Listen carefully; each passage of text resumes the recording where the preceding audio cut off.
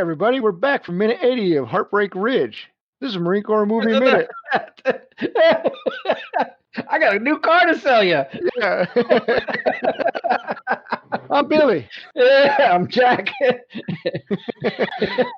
And this minute begins, well, it doesn't actually begin. It's just a continuation of last minute for the two-person stage play that we've been watching of, a couple trying to find some reconciliation with each other. Yeah. And it ends with Chuzu giving a history lesson.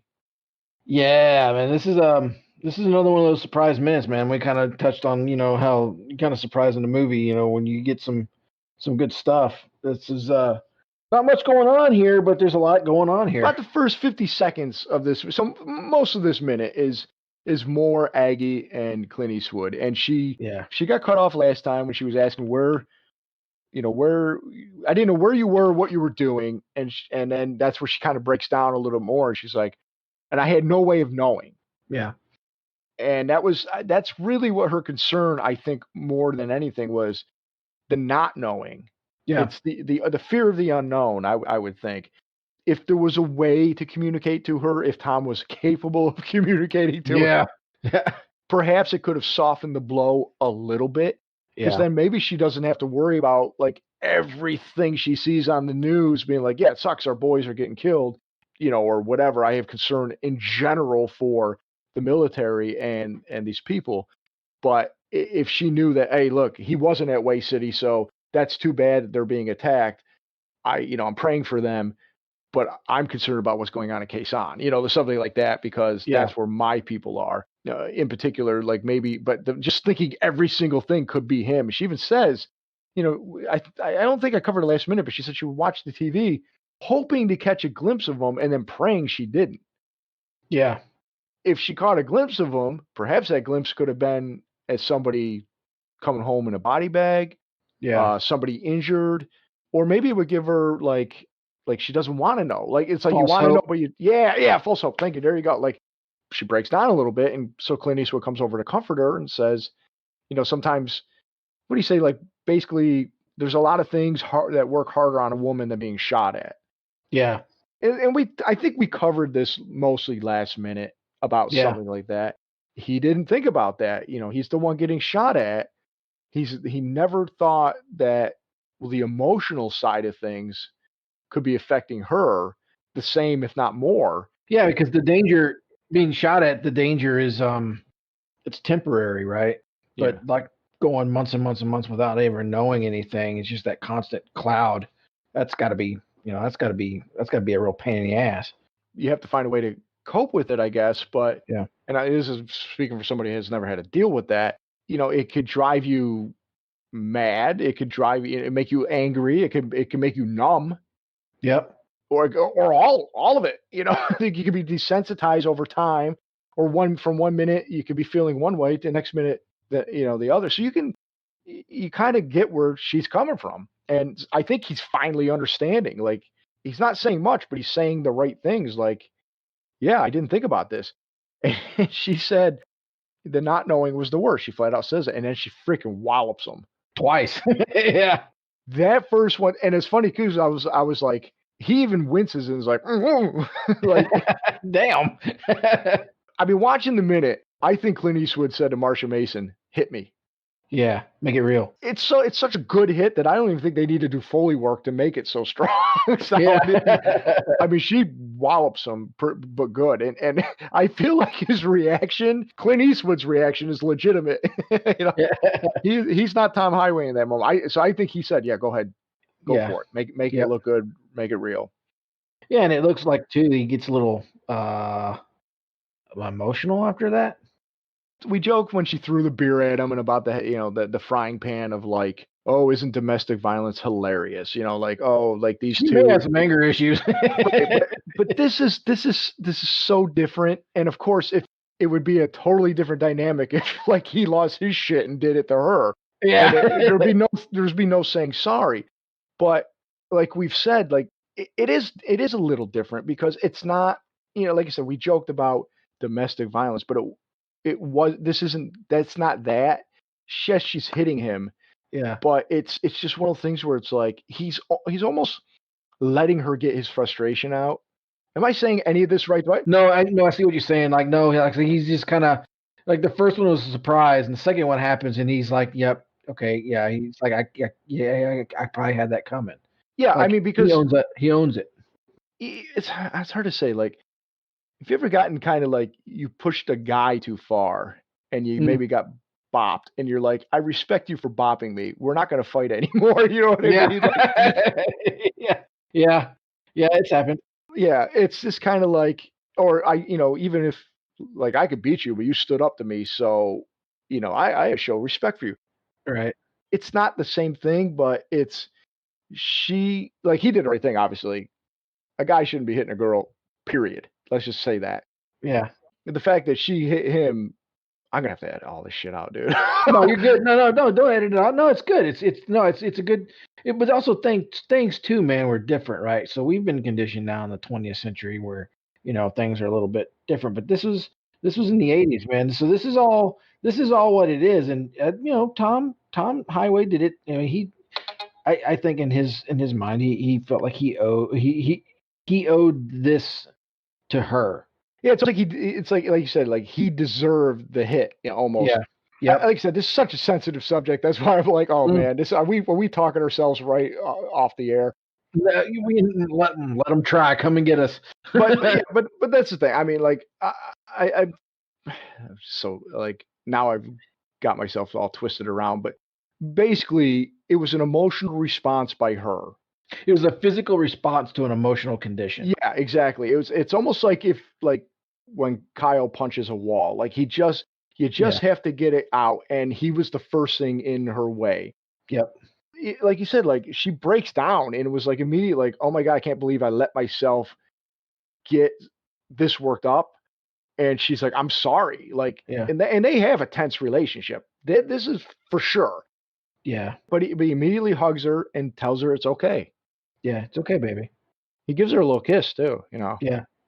Yeah, I think they still love each other. I think their condition wasn't that they didn't love each other. It was that there was animosity built up to the point where, it's like the one thing that I need you to do or stop doing is the one thing you're never going to stop doing, and that's the one thing that's tearing us apart. And this condition was the way she felt about the Marine Corps.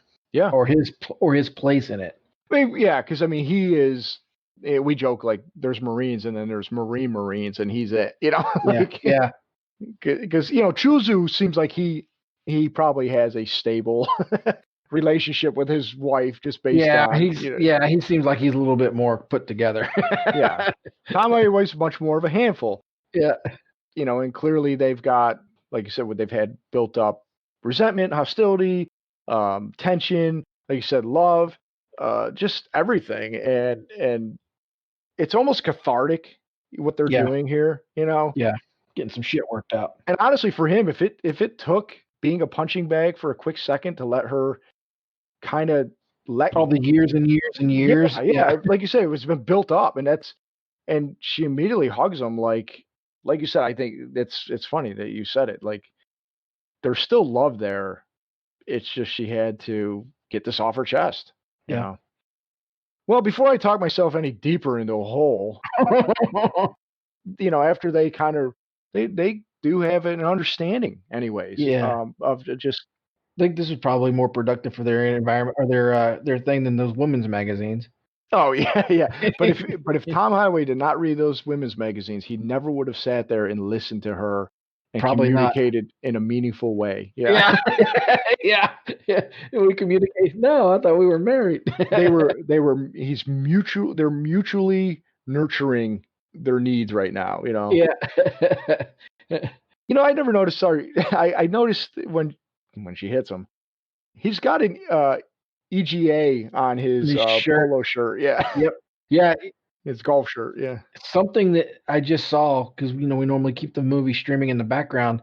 Look at Stitch's hat in the bottom right or the bottom left-hand corner. Never noticed it before. Oh yeah, he's got a little pin on there, doesn't he? Yes, he does. Can you tell me what that little pin looks like? Well, I'm guessing it's an EGA. It's a little EGA. I don't ever remember seeing it there before. Me neither. No. That's interesting. That's very interesting. And you notice the look on his face. He's not Stitch Jones in this scene. He's not. He is he is Corporal Jones. Yeah, he's taking all this in and he's taking it to heart. Yeah, like it's like I think he's getting a history lesson, but he's getting a history lesson that I think a lot of things are going to come to light for him pretty soon. Oh yeah. Know? Yeah, now there's only 10 seconds of Chuzu's opening speech here. And this is good too. It is really good. So I'll just write, this is what he says. They're walking around the bar looking at a lot of the old photographs that we've seen just in the background of the bar. He said something about going up and down that pile of dirt 6 days and 6 nights, fixed bayonets, hand to hand, fought them something fierce. They gave back as good as they got. Lots of men died. All while walking and looking. Oh, so now I'm reading. I'm reading my notes. Now you're narrating. You like stage direction. He said.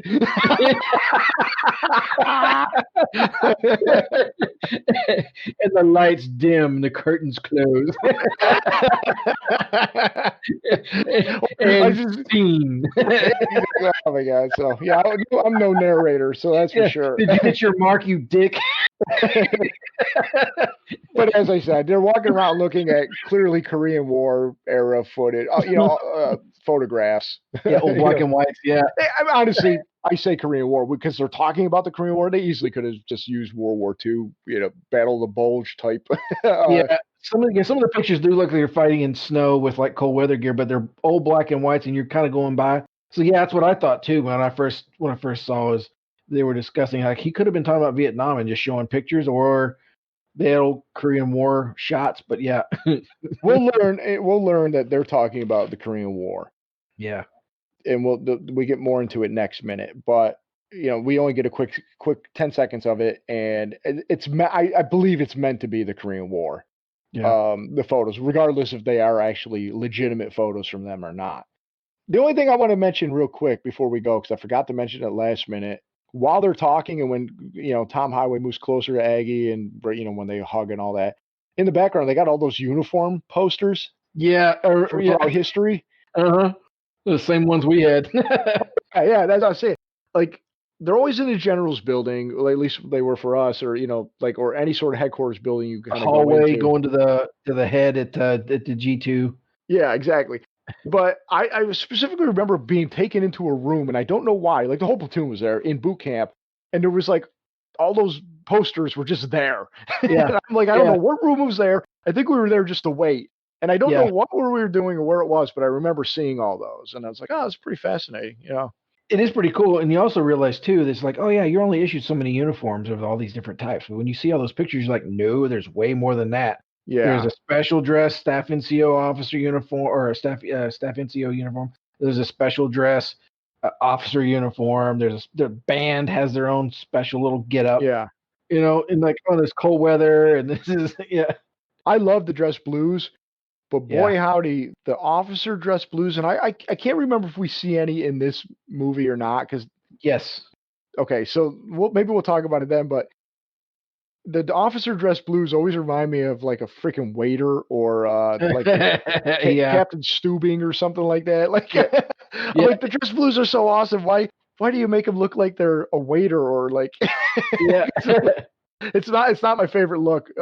I know it's to distinguish them, and it's maybe meant to be a little more distinguished. They look a little bit more naval. Like the officer uniforms look a little bit more naval. They're cleaner. But the enlisted dress blues have all the red piping. I really do prefer the enlisted. I don't see it in the background. Well, you kind of do.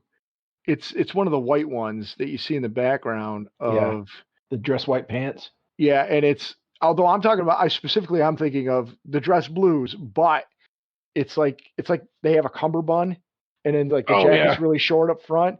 Yep. And it's like it just looks odd to me. Like that's a special one, man. That they don't wear that one, and it's only under it. That one's like really, really rare that anybody will actually wear it. And one of the occasions I think can be Marine Corps ball. Yeah, our colonel used to wear them. We sometimes did the mess nights or whatever, and I thought he wore those then. I could be wrong. Yeah, I think there's only certain, and it's weird, man, because there's There's actual rules prescribed for the use of certain like uniforms. Like you can wear it this time, but not this time. You can only wear this way and not this way.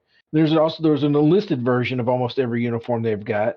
But yeah, man, I'm a pretty vanilla guy, man. Regular dress blues any day of the week. That's how I am. Just give me the basic.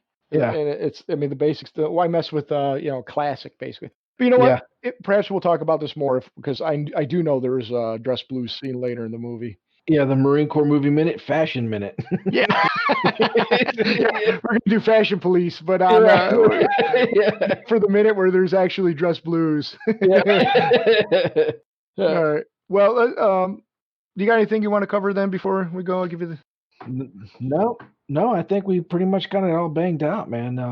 The last 2 minutes have been pretty interesting to watch, and I'm ready to see what's going to happen with the next one. Yeah, me too. So. Yeah, we'll just ask everybody to come back on Friday. We'll go ahead and hopefully get more of this history lesson from Sergeant Major Chuzu. Yeah. But Perry and I, we need a break. We've been podcasting for 6 days, 6 nights. A lot of men died. A lot of fans did too.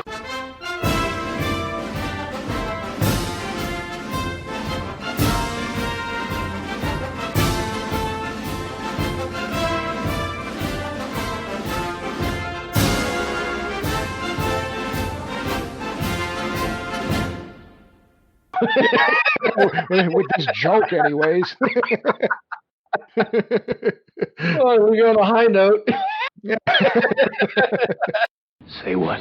Happy Wednesday, everybody. It's minute 80 of Heartbreak Ridge on the Marine Corps Movie Minute, and we're back. Fuck it. We're back.